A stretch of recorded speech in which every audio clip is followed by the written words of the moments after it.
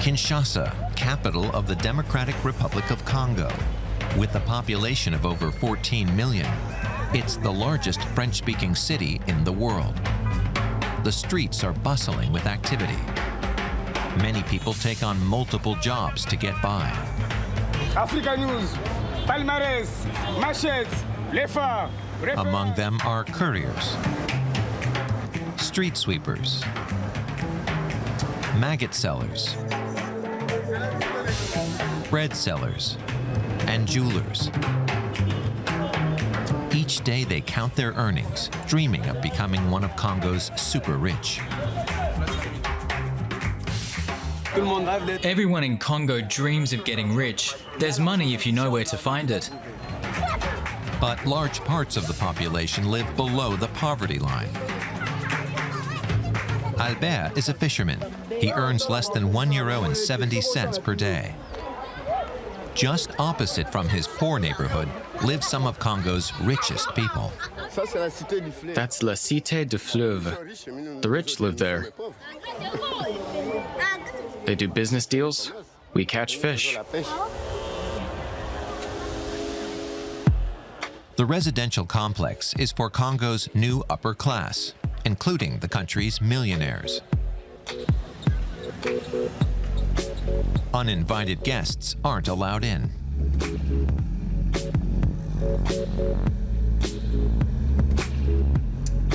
Fally Ipupa has the kind of life most Congolese can only dream of. I never imagined I'd have multiple cars. I just wanted to sing and make a name for myself in Kinshasa and in Africa. Fally Ipupa is the DRC's biggest star, and he's known internationally. He is also a multimillionaire. Want a photo? My guy! I love you, man! I love you too. Man like Fally Ipupa, you know what you saying? Hey. He's just invested more than €600,000 in a new home in La Cité du Fleuve. Are the doors open? Go on, open them. J'aime beaucoup être ici, surtout les dimanches. I really like being here, especially on Sundays. I can relax here. I've always liked coming to the river with my family, so I decided to put down a few bricks. Those few bricks amount to a California-style villa, which stands out here in the DRC, one of the world's poorest countries in terms of GDP per capita. It doesn't have to be that way. With its abundance of mineral resources, the DRC could be one of the richest countries in Africa. Mining is the country's most important industry.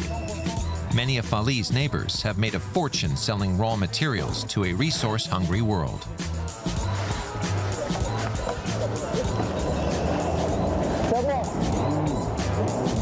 Fally likes to relax away from the hustle and bustle of the city center. The Congo River is one of the longest in the world. For the local fishermen, it's also vital to their livelihood. They recognize the singer immediately.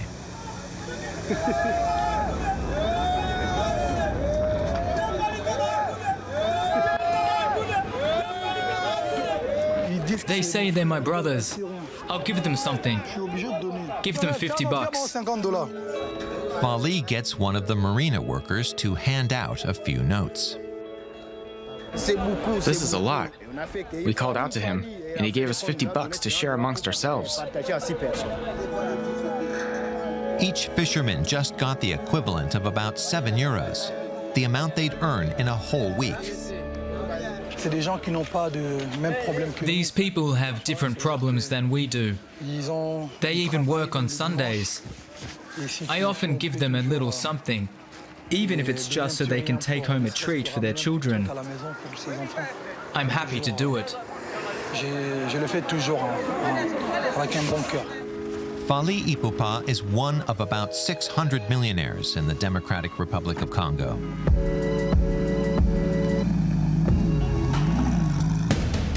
The DRC is the largest country in Central Africa, about 6 times the size of Germany. It's home to nearly 100 million people. Its history is one of conflict and exploitation. The ongoing violence has resulted in 6 million deaths in the past couple decades. In 1965, Mobutu Sese Seko came to power. Nicknamed the Leopard of Zaire, he ruled for nearly 32 years, embezzling the equivalent of more than 4 billion euros during his reign. In 1996, civil war broke out. Militias, supported by neighboring countries, enlisted thousands of child soldiers as they attempted to seize the country's wealth. Mobutu died a year later in exile. 2001 saw Joseph Kabila step into the political spotlight. During his 18 years in power, he amassed an estimated fortune of more than 13 billion euros. Because of its instability, the DRC is today regarded as a failed state. We're traveling across the Democratic Republic of Congo to understand why some are getting richer and richer, while others are struggling to survive.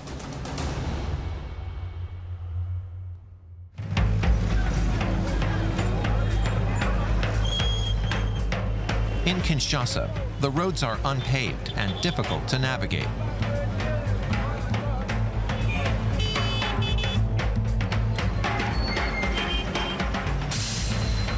Amid this chaos, a young woman named Mokembi is trying to build a future. Tell me what to do.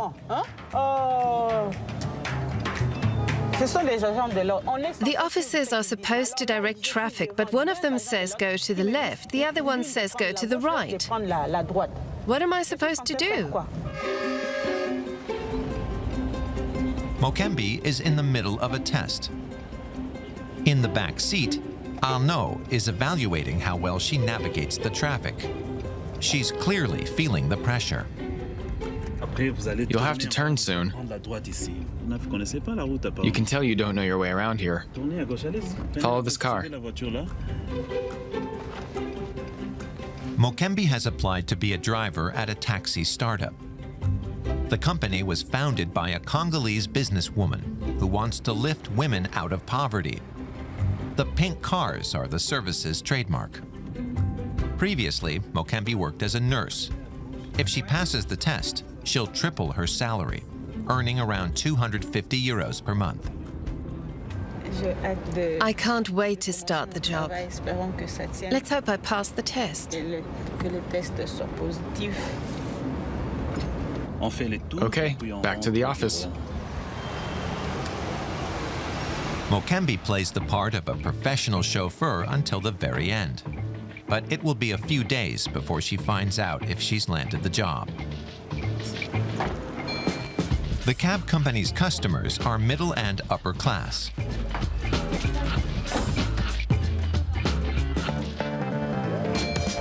To make the time spent in Kinshasa's traffic jams more enjoyable, passengers are offered drinks, snacks, and even Wi-Fi. We're the first to offer this. Patricia Zolantima wants to give women better employment opportunities. After completing her studies, she returned to Congo and started this cab service with the help of investors. Today, she pays it forward and supports other female entrepreneurs. We want to have more millionaires. Congo has more than 80 million residents, and we're rich in natural resources. It's time for Congolese women to get a piece of that wealth. Despite the instability in the country, Give me 2 of those. Patricia believes the economy will take off. You can't reduce Congo to rape and wars. There are young people, especially young women, who are trying to make real change. So it's wrong to reduce the country to just the things that don't work. This new generation will move the country forward. Like Patricia and her friends, more and more Congolese people are returning from abroad to work and invest in their homeland. These so-called repats live in secure areas that offer a Western standard of living.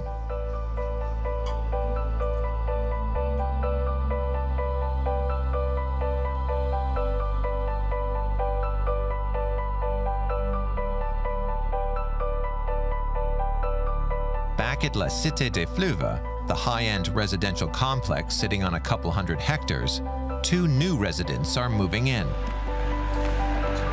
Olivier and Naomi have just relocated from Johannesburg, South Africa.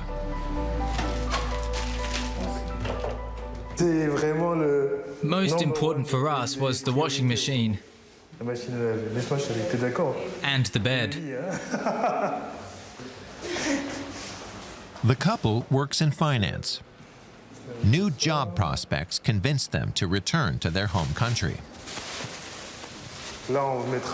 This will be the living room. The carpet can go here. There, the table, the TV. This will be the bedroom. The apartment also offers a great view of the Congo River. Olivier and Naomi are newlyweds and want to start a family here. The couple earns about 3,500 euros per month. That's more than 100 times the average salary. A third of it will go towards rent, the steep price of security. You know, I want a place where my kids can play in the streets and they don't have to worry about 100 other people on the streets, and they don't have to worry about air pollution, noise pollution. They can do their homework in peace. So it's also very much about the environment, but also, yes, it is a whole lot safer than the inner city. A brand new apartment, brand new furnishings. The next thing we need is a brand new baby.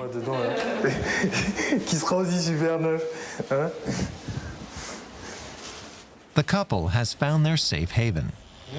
Beginning of a new life for us. Yes. There's growing demand to live in this new residential complex. Eventually, La Cité des Fleuves will have more than 2,000 homes, including singer Fally Ipupas. We meet him at an estate he rented to film his new music video.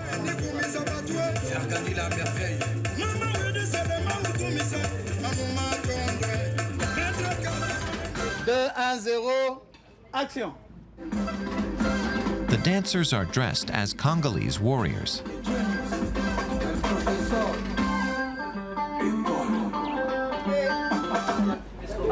The shoot is going well until suddenly the music stops. There's been a power outage in the area. There's no electricity. We're trying to work it out. Fally and his team are stuck.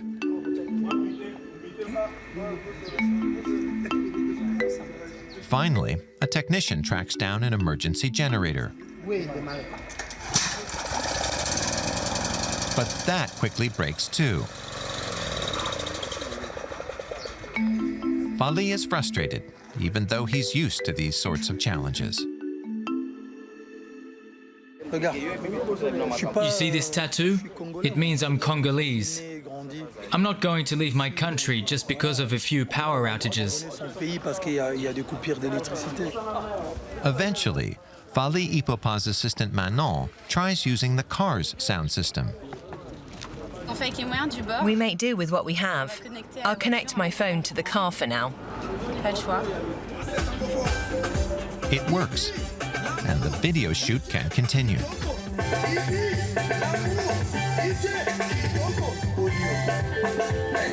In his 20-year music career thus far, Fally has joined the club of multimillionaires, and the number of members is increasing.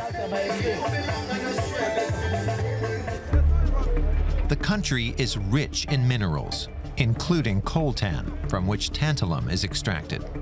The metal is used in the manufacture of mobile phones.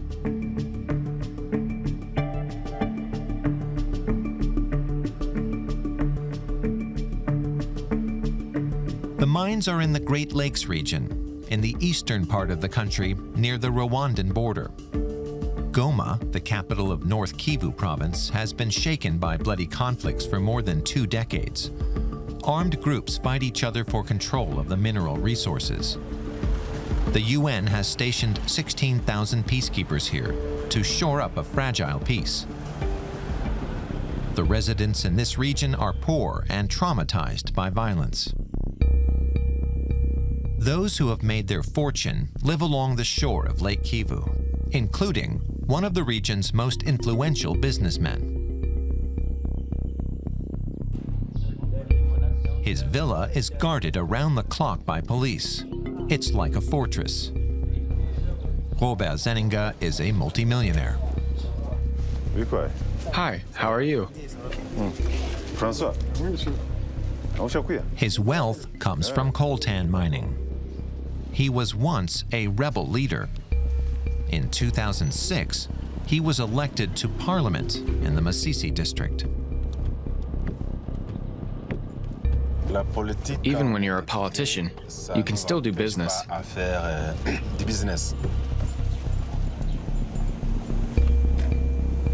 Robert Zeninga freely admits that political clout has helped him. He runs the mining cooperative, Coaparama, which extracts coltan. His bodyguards never leave his side.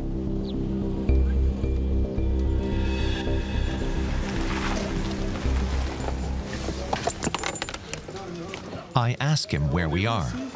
This is Coaparama's headquarters, the heart of the mineral trade. The simple building belies the millions that Coaparama turns over each year. Robert Zeninga looks over the production figures of the last few days. On the 6th, it was 4 tons and 668 kilos. The numbers are looking pretty good.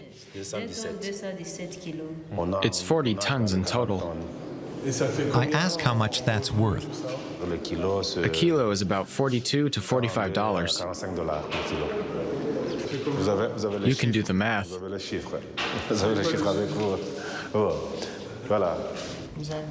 In the last few days, the mines have brought in close to 2 million euros.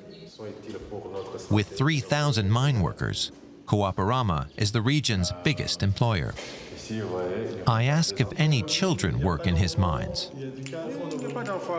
No, that's illegal. There are officers who make sure they don't. Children should be in school, not the mines. Helmets, boots, and masks are mandatory in the mines to ensure the workers' safety. According to Zeninga, the mines are seen as a model for the region.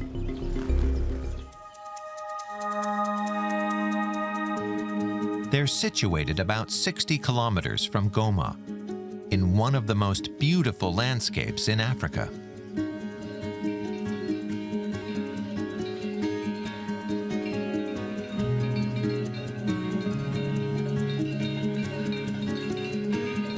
But it's also among the most dangerous regions. Conflict has raged on here for more than 20 years. In 1994, one of the worst atrocities of the 20th century took place in neighboring Rwanda, a genocide that killed almost 1 million people. Hundreds of thousands of people fled to the Democratic Republic of Congo, including many of the perpetrators.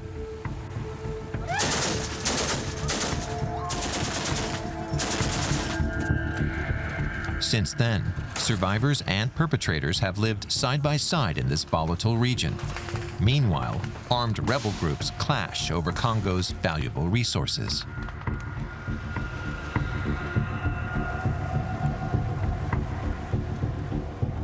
We head to the mines with Landry, Robert Zeninga's chief engineer. Zeninga has saved the Masisi community. Thanks to him, life can go on as normal. But little seems to have changed in the region in recent years. The roads are disastrous. Every day, people risk their lives getting to work.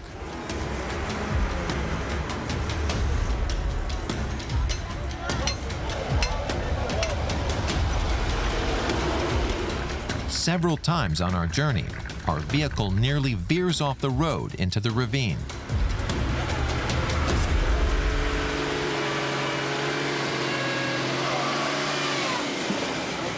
That was close. A bit further, and we'd have ended up in the river.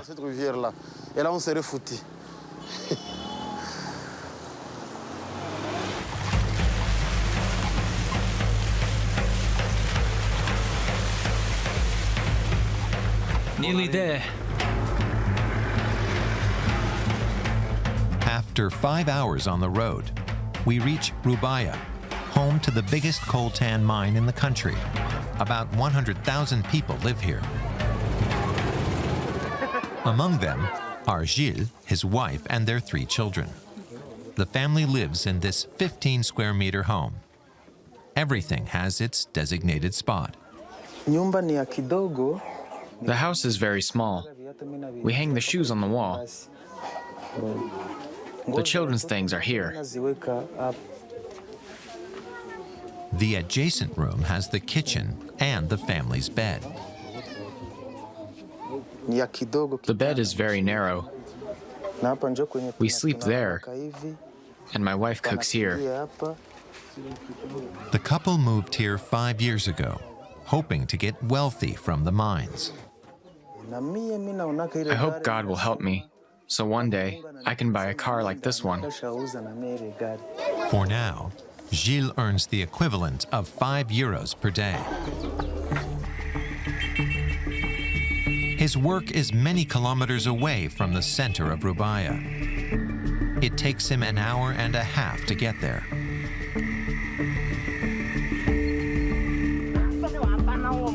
There are hundreds of coltan mines in the area. The one Gilles works in is called Bamfu.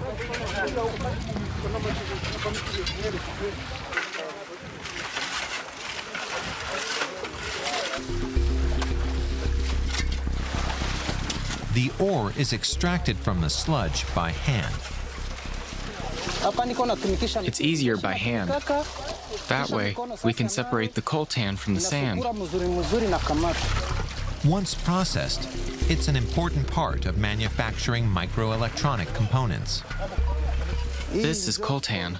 It's mainly used for mobile phones.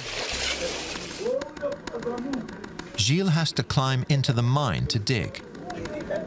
The way down is slippery. Wait, stop. If you know how to do it, it's pretty easy. There's nothing to hold on to for the 15-meter descent.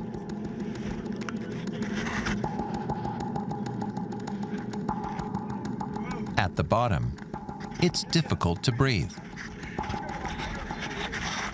The shafts and tunnels are not adequately supported. They're at risk of collapsing. Gilles gets to work with a pickaxe. There's a lot of sand here. It's endless.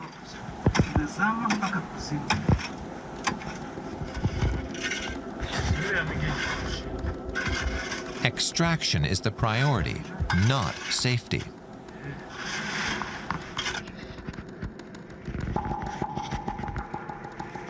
Serious accidents often occur in these mines. I ask if it's dangerous. Sometimes rocks fall. Landry sees no problems with the safety standards. It's normal for there to be deaths in mines because of landslides, for example. Not just in Rubaya, but everywhere. If this shaft collapsed now, we'd probably all suffocate. There are no official figures, but fatal accidents while coltan mining are commonplace, not the exception. We notice that some of the miners look very young. Landry seems uncomfortable with our questions. How old are you? I'm 20. He's 20 years old. He may seem younger because he's so small, but he manages well. Of Gilles' 30 or so colleagues, half look younger than 18 years old. In this region and others, we regularly encounter children who hide when they see our cameras. According to UNICEF, more than 40,000 children work in the DRC's mines. While this mineral makes some people rich, it robs others of their childhood and sometimes even their life. Everyone tries to profit from coltan mining, which is why the black market is flourishing. A considerable portion of this valuable commodity is sold under the table to avoid paying taxes to the Congolese government.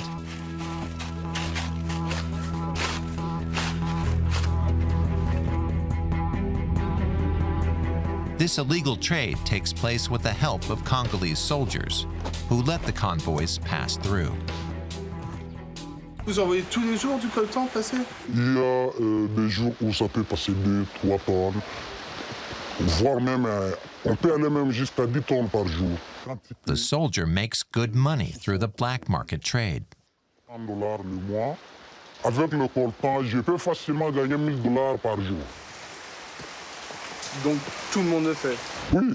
Si je trouve par exemple des trafiquants qui viennent me proposer voici $500 ou $1000, là c'est clair, je ne peux pas refuser. Moi qui gagne $80 le mois, quand je trouve $1000 en un seul jour, c'est facile. The Democratic Republic of Congo is one of the 20 most corrupt countries in the world. Illegal trade means the Congolese state misses out on several billion euros in revenue every year. Nevertheless, the mining sector drove Congo's economy to almost 6% growth in 2018. That economic success is especially showcased on the Boulevard of June 30th in DRC's capital, Kinshasa. The street is named after the DRC's Independence Day. Being an entrepreneur is something many young Congolese dream of. The job is demanding, but the financial independence more than makes up for it. One such entrepreneur is celebrating a lucrative new contract.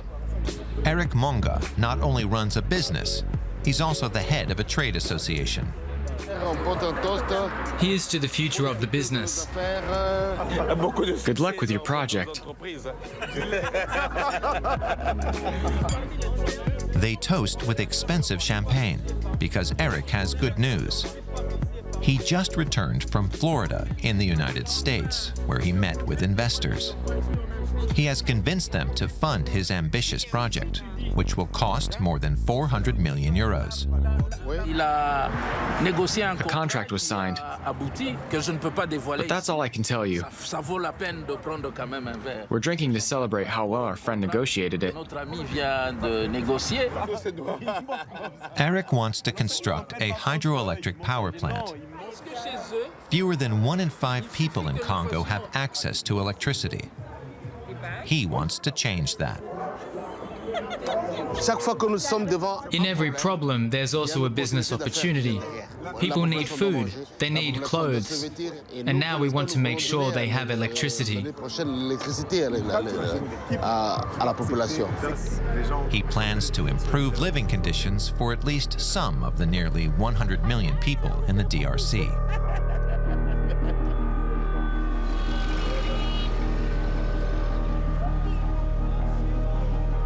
Eric Monga is from Lubumbashi, in the southern part of the country.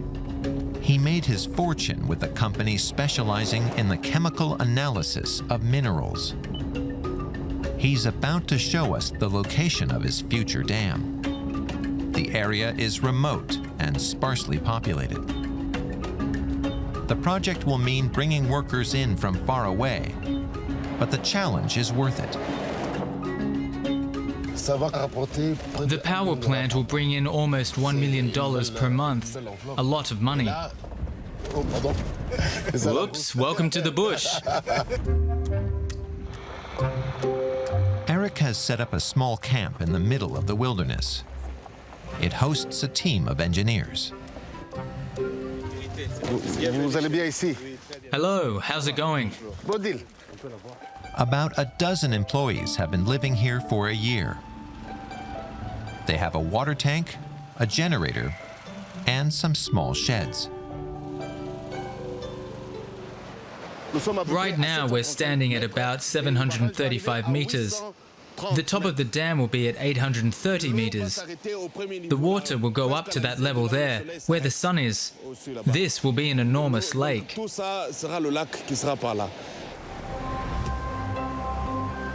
At a height of 90 meters, the dam will be one of the largest in the DRC. It'll have a capacity of 150 megawatts, providing 500,000 residents with power. And building it will create about 3,000 jobs. We're making something that will really benefit the region. It's especially important for farmers. They need electricity to modernize agriculture. Several investors, especially Americans, have shown interest in the project. Eric hopes to wrap up construction within 3 years. Merci. He believes people can be successful when they have the courage to leap into the unknown. Nous avons vu beaucoup de gens venir au Congo, aller là où c'est difficile, là où il n'y a rien. Many people have found success here. Why not me? If you work hard, you can make a lot of money here in a short time. Le lendemain, tu deviens riche parce que tu as travaillé. Eric is not alone in this belief. More and more Congolese are becoming entrepreneurs, throwing themselves into the business world in the hope of escaping poverty. Back to Kinshasa.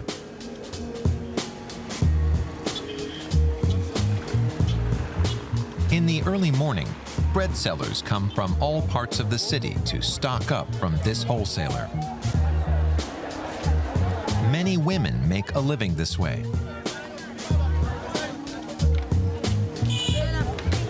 Marie comes here every day at 6 a.m. 2 boxes. Marie was widowed 6 months ago. Now she must provide for her family alone. Hold this for me, please. No, it's not too heavy. I'm used to it. It's part of the job.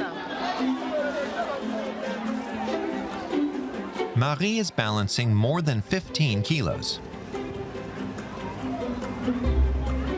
Every day, she sets up her stand on a busy street corner.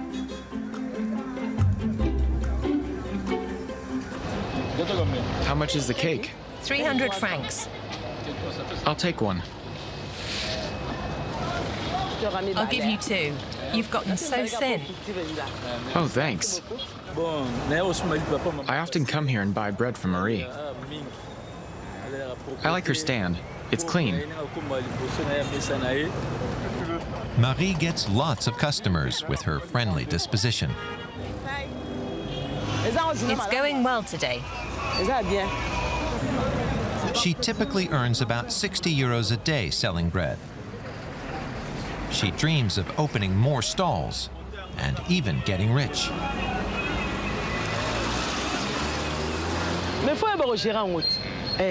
If you know how to manage a business, you can become a millionaire. You just have to be smart, plan properly, and run your business well. She still has a long way to go. Her net profit at the end of the day is only 18 euros.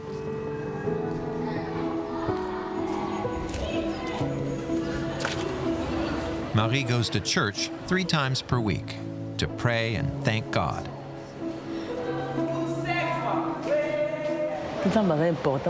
God is very important to me. I owe everything to him. Evangelical churches thrive in Congo, and some make their money from capitalizing on other people's faith.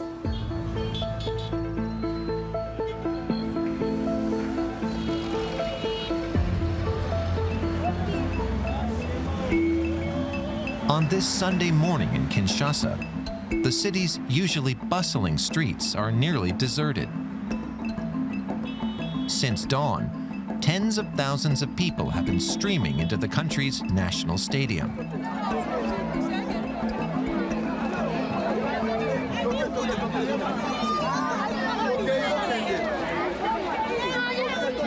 They're not here for a soccer match or a concert. The 80,000 attendees have come to see a man they believe performs miracles.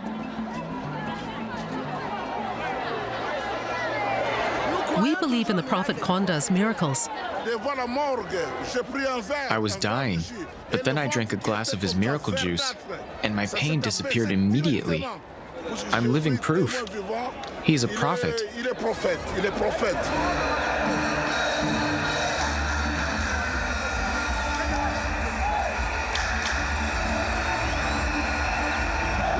There are camera crews, photographers, cheerleaders, and lots of police. It's one of the biggest events of the year. It's even being broadcast live on television. Dominique Konda is the man everyone is waiting for. The self-proclaimed prophet has several million followers. When he enters the stadium, the crowd erupts.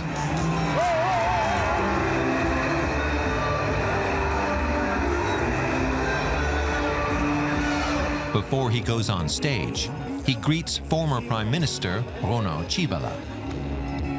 The wife of former President Joseph Kabila is also in the audience. After a few prayers and songs, he begins to preach. They don't want you to succeed or live in abundance, prosperity, and wealth. But even in poverty, even when you were hungry or ill, you'll have everything as long as you realize the truth. Amen. Fear not. Amen.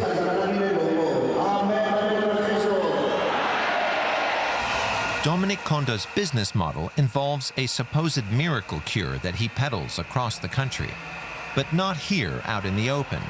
Instead, he sells it discreetly in small rural communities. The business has already earned him several million euros. A few days later, we accompany Konda to Matete, a Kinshasa suburb. Outside the church, more than 100 of his followers are waiting. The Prophet told me to stop spending money on doctors. He told me to drink the juice and pray. At 11 o'clock, Dominique Konda arrives in his luxury car. Amen. His followers have all come for some of his supposed miracle cure. But first, the Prophet wants a donation.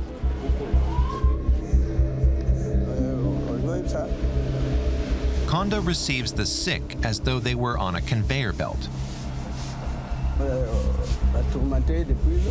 This woman had a brain hemorrhage 1 year ago.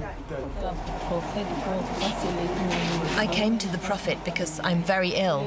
When I heard about the Prophet's miracle cure, I asked to be brought to him. I can't walk anymore. She should be massaged with the juice. I think that will help her. I have faith that he will heal me. Consultations usually only last seconds. You need to take the juice. The prescription is always the same. Are you taking the juice? Yes. Good, keep taking it. After speaking to the Prophet, the sick people are sent next door to the pharmacy. This is where they get the famous juice.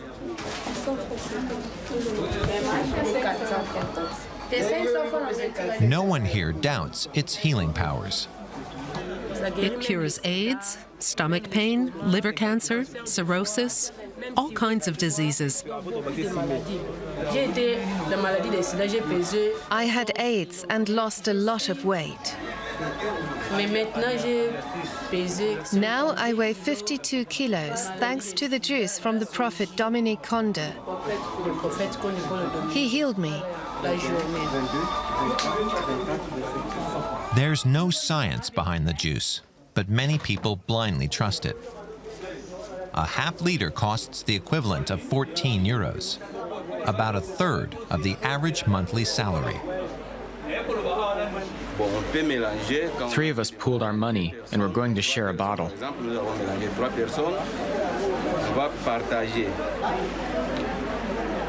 There's a strong smell of gasoline in the room. There's lemon juice in it, gasoline, and some other ingredients.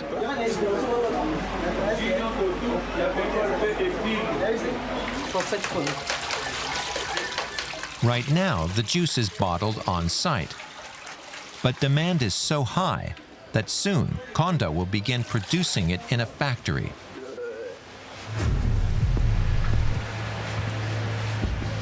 Here's the new packaging.